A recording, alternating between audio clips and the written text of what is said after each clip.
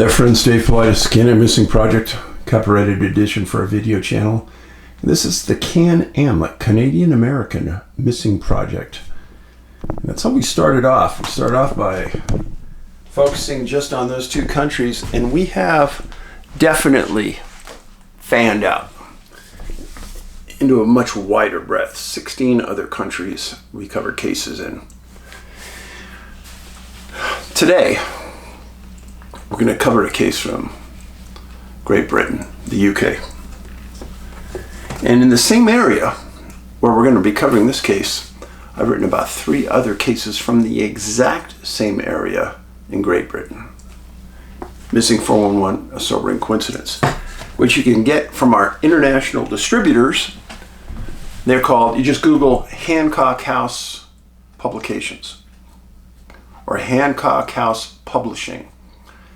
They're in Vancouver, Washington. They'll ship anywhere in the world. Shipping prices are a heck of a lot less than what we could offer. We've been partners with them for a while. They do a great job, so please check them out. And as far as our website, in America, it's NA, like North America, nabigfootsearch.com. Go to the online store. You can see our posters, you can see books, movies, everything. Now, let's get on to the stories, because they're pretty lengthy. First case, pretty recent. March 2nd of this year, 2024. Jack O'Sullivan, 22 years old, from Somerset, UK. He's a graduate of Exeter University, and he was studying to be a lawyer. He lived at his parents' house, Catherine and Alan, and he had an older brother named Ben, and he and Ben were ultra tight. He was last seen wearing a quilted green and brown Barber jacket, navy chinos, and brown leather shoes. This is Jack. Good kid. He's very close with his family, and he texted his mom regularly, and maybe a couple times a day, telling her what was going on. He lived at the house, so she had a right to know where he was. Now, he went missing on March 2nd, 2024, and his birthday was on March 28th, and he would have been 23 years old. Give you another picture of Jack. A little different one. So on March 1st, Jack went to meet friends that night, and then all of them went to they first met at a pub, had a few drinks, then went to a friend's house for a birthday. Typical night for 20-year-olds. Just nothing unusual at all. Now, where this all happened, map of the UK, Birmingham, Manchester, Liverpool, Manchester, whole bunch of cases there that are going to match what I've talked about in my book and this case here. Now, this incident happened here. This is Bath, where I said that we had 3 other cases from. This is Exeter, where Jack went to school. Now, it happened in the city of Bristol.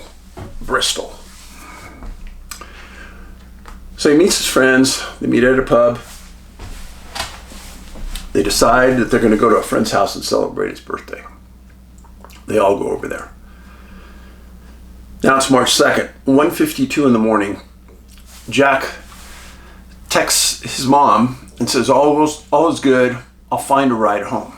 Well, finding a ride, Uber, something like that. Well, said he was in Hotwells, a portion of the city. And at 2:53 a.m., he left the party in Hotwells, and he was still looking for a ride. Couldn't get one, was still looking. Well, there was a confirmed sighting of Jack walking on some grass at Brunel Walkway and Brunel Way. Now the theory is that in the area he was at was a busy part, tough to get a ride in. So he decided that he was going to go to another area that wasn't so busy, so it'd be easier to get a ride. Makes sense. Well, at 3:24 a.m., he attempted to call a female friend at the party. She didn't pick up. 10 minutes later, she calls Jack back. Jack answers, says hello, and the phone gets hung up. Well, the female friend stayed at the party a while longer. She leaves the party, calls him, and says, hey, please let me know where you are and that you're okay. Texts him, hey, let me know when you're home safely. Well, the friends wanted to know where he was, and so they tracked his phone later that morning on a tracking app. And the phone stayed on until 6:44 in the morning. Well, it's kind of weird. Now, why is it weird? Because Jack was the ultimate person to keep in touch with friends and family. He didn't play games. He knew people cared about him, and he responded as such. Always got back to people. Then there was another sighting at 3:25 a.m. possible on the Plumsock Bridge going towards Civic Center away from the water.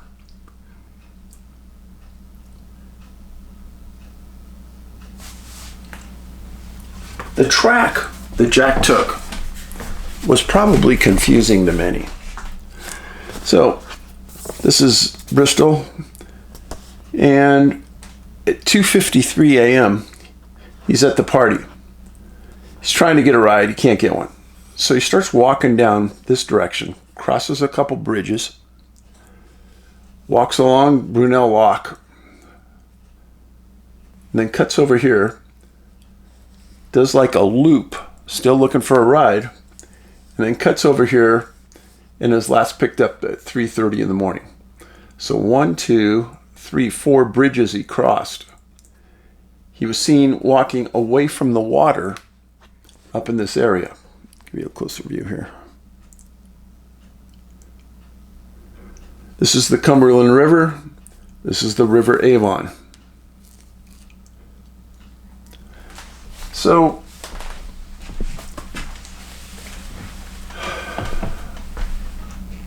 they have that possible sighting. Now, the way all these sightings evolved is just good old-fashioned hard police work.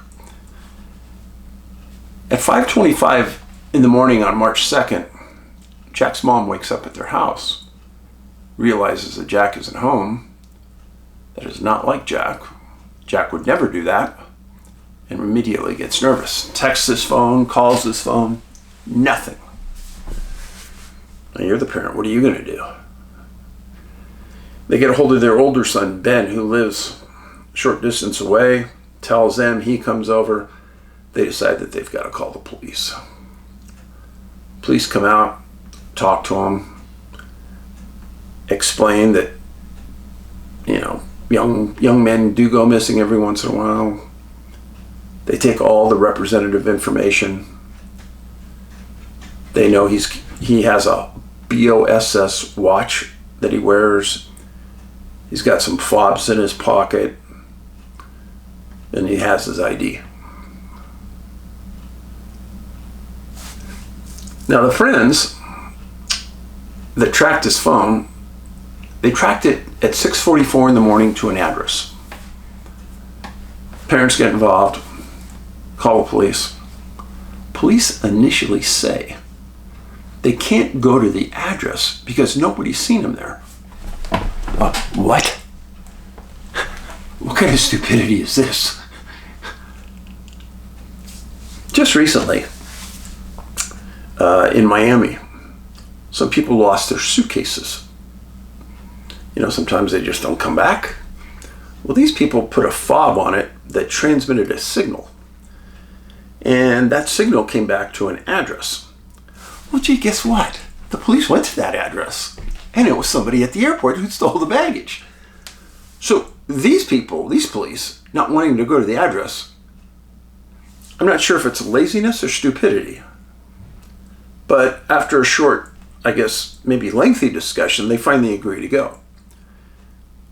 And when they go over there, they said that they didn't ask to search because they didn't have any grounds to.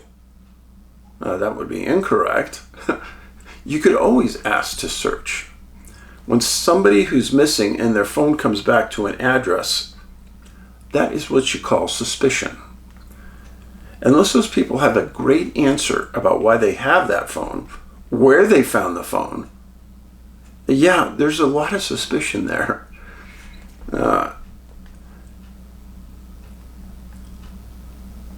There's policemen out there that are very good at talking. And under this circumstance, if you're Jack's parents, you want that policeman there because you want to find out where that phone is in that house and who has it. That's probably your key to finding Jack. Well, the police said they couldn't go in. Okay. Now, let's think on the irrational side. Maybe somebody just found the phone laying on the street and took it home. It's possible. But we'll never know. So the story goes on. Police searched the suspected route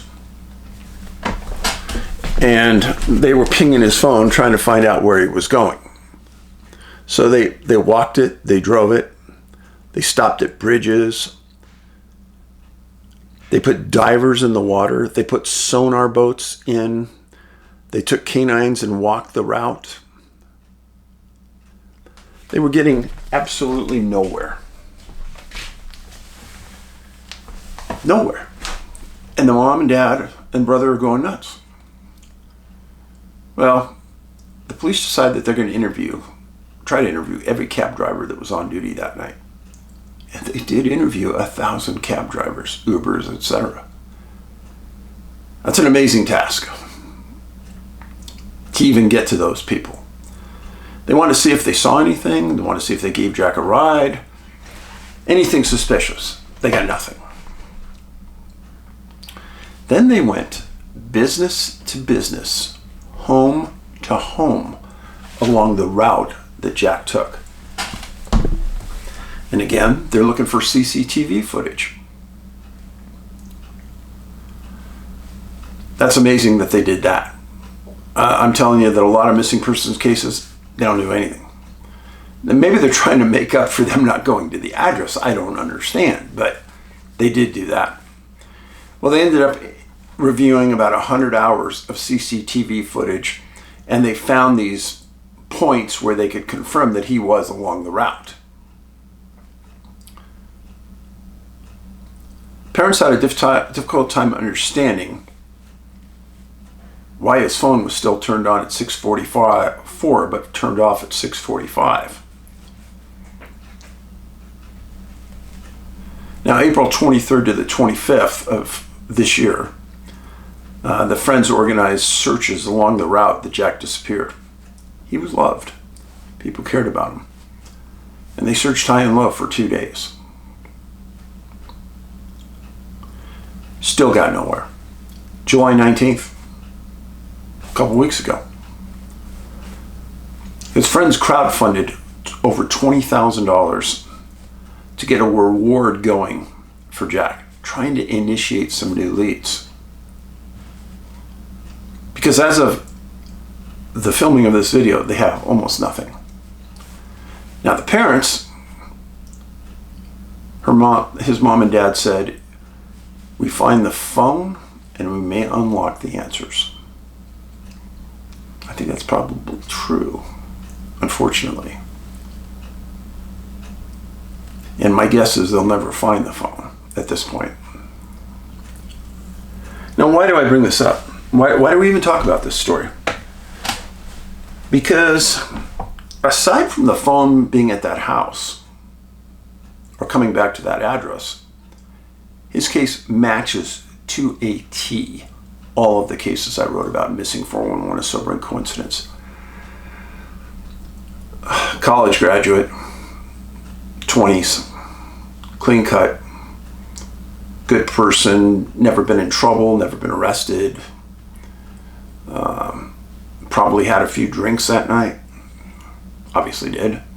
Showed no signs of intoxication though, according to the CCTV footage. Disappears without a trace, near water. No witnesses, no evidence, no nothing.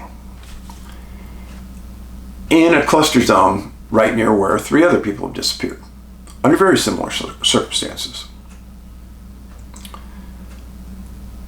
That's why I tend to believe almost that that phone was found and somebody just took it home.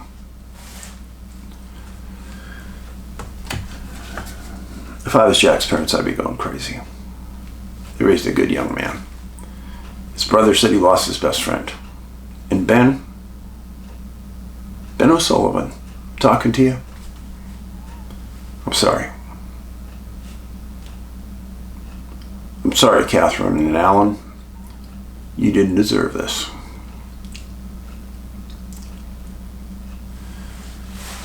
So that's case number 1. Case number 2. Alaska. We have a lot of cases in Alaska. A lot of strange things go on there. In fact, the Bigfoot Alaska cruise, you Google it, Alaska Bigfoot cruise. Myself and Dr. Jeff Meldrum are going to talk on the cruise in September. Still openings on it. Google it, you'll find it. And I'm going to do a presentation on the ship while we're cruising about cases in Alaska. Missing 411 cases in Alaska. So this case involves a woman named Christiana Watt. Christiana Watt. This is the wanted poster from Alaska State Troopers. Close up of Christiana. 48 years old. Missing June 9th, 2024 from Ketchikan.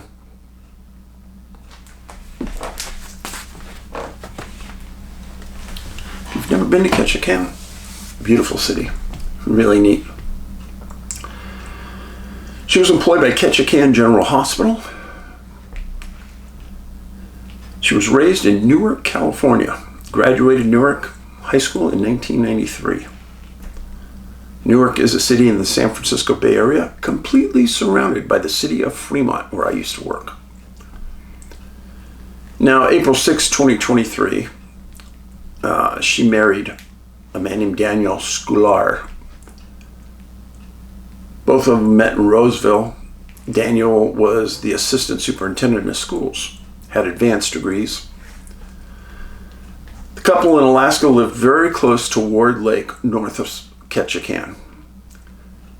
And the lake is right on the edge of the Tongass National Forest. So I know a little bit about the Tongass National Forest. It's one of the biggest, most wild, untouched wildernesses in the United States. I've had many people tell me that have been there that there have been parts of that area, the Tongass, no man has ever walked. It's kind of weird. So this lake is on the edge of it. Now the lake has an old CCC conservation camp built in the 1930s. There's some framework of the old buildings still there. It has a gravel trail loop called the Ward Creek Trail that goes for 3.3 miles. The lake is a popular fly fishing spot in the spring. And runoff from the mountains fills the lake, and it can do it suddenly, and the water level in the lake goes down a lot and goes up a lot sometimes. They said that there's black bear in the area. It's a very popular spot for people from Ketchikan to go for a picnic. Lake's about 1,000 feet across. It's not very big. Now it is very close to Ketchikan. And it is very close to where Christiana and her husband lived. It's not very far at all. Now Sunday, June 8th, Christiana worked her shift at the hospital. Then on June 9th, the following day at about 12:30 in the afternoon, there was a ping that showed that her phone was at Ward Lake. And they were able to do this through an Apple Watch app that she was wearing, or had. She was in the Ward Lake parking lot there, and they were specific to say, well, at least her watch and her phone were. But I'll get to that in a second.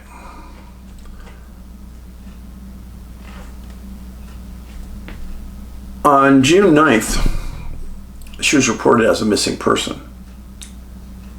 So they go backwards, they ping her phone, they find it there. They go to there, they find her car parked there. And it was a Range Rover 2012. June 10th, 7:49 p.m., there was a call into Alaska State Troopers that Christiana was missing. Her silver Range Rover Evoque was found in that Ward Lake parking lot. And SAR teams worked that night till 3 a.m. trying to find her. Her cell phone, her wallet, her ID was all found in the vehicle. She last texted someone at 12:30 p.m. on June 9th. And nobody saw Christiana on June 10th anywhere. Strange. Now, Ketchikan is one of these port cities. And these cities sit by themselves. There's not a lot of urban development around them. And the population of them is not that big. So to get a group of people together to do search and rescue sometimes is difficult. Well, on June 12th, the Alaska State Troopers flew the area with a U.S. Forest Service helo. And then they put an ROV, remote operating vehicle, in the water in the lake looking for a body. Then they put ground pounders on the trails. They had Southeast Alaska search dogs there. Ketchikan Search and Rescue was there. Alaska Wildlife Troopers were there. They each had boats. U.S. Forest Service put police officers into the area. They closed the road to the lake, only accessed by police and search and rescue. They were trying to be very careful not to disturb any possible evidence or scent trail. They did a good job at that. On June 13th, the lake search was ongoing. Advanced underwater gear, sonar. They used a grid search on the lake, and on the land they were getting no leads. And then, as often happens on these searches, June 14th and 15th, the searches are canceled because of weather. In this instance, the winds were so fierce that they shut everything down. No air, ground, water, nothing. 16th through the 17th of June, Alaska State Troopers, Ketchikan Search and Rescue, K9 teams searched multiple areas in and around the lake. They stated that all possible locations were searched. They had no leads. Alaska State Trooper stated that he didn't find the disappearance suspicious. That's weird. I find all disappearances suspicious until I prove them otherwise. But maybe they know more than me. Probably do. But that's Christiana. Now as I'm studying this case, it reminded me of another case. May 23rd, 2014. I wrote about this in our books. A physical therapist, Sharon Buis, was hiking alone outside of Juneau and disappeared. Massive search. Now Sharon was 48 years old, just like Christiana. A friend found Sharon's car in an area that they had hiked before. They send Alaska Search and Rescue and troopers send in a helicopter, massive ground searches.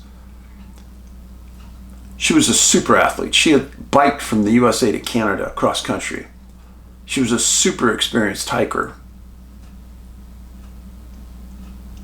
The troopers threw everything at this. She was never found. Now, this location in Juneau is 245 miles from Ketchikan. The next day, after Sharon disappeared, she had made plans to meet a very old friend and do a hike with them. And that was that friend that found her car at this hiking location that she liked to go. All the indications are it was a spur-of-the-moment hike, and she disappeared. Now again, this is from Juneau. At that same time Sharon disappeared, another physical therapist disappeared, also in Juneau. Now, this physical therapist was found laying in a creek, deceased. And they said that she fell 5 feet down, hit her head, and died.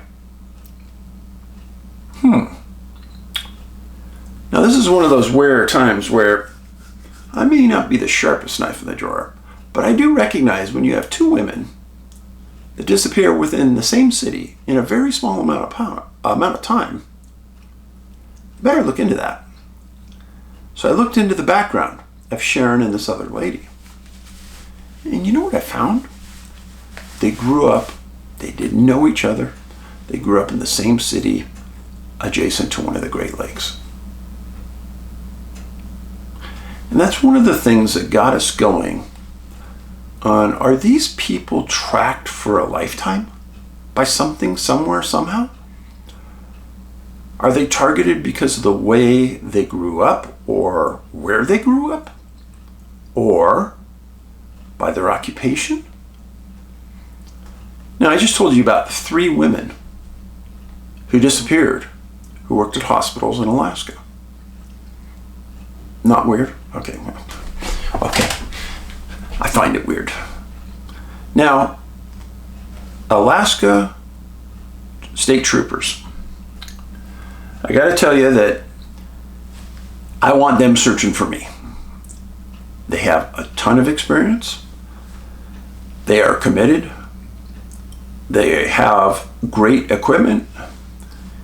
And they have the resources to do an adequate job. A couple of things.